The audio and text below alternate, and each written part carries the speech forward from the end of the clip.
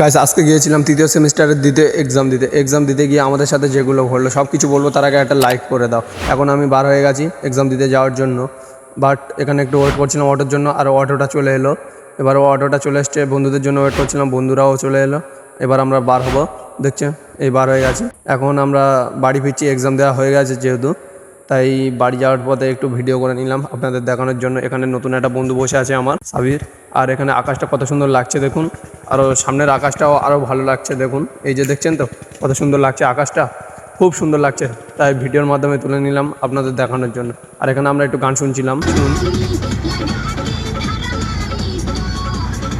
আমরা ততক্ষণ গান শুনি আর আপনারা একটা করে লাইক করে দাও।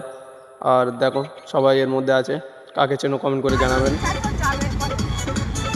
আর এখানে রিয়ান বলছিল যে একটা করে সাবস্ক্রাইব করবে, প্রত্যেক সাবস্ক্রাইবারকে আমি 200 টাকা করে দেবো।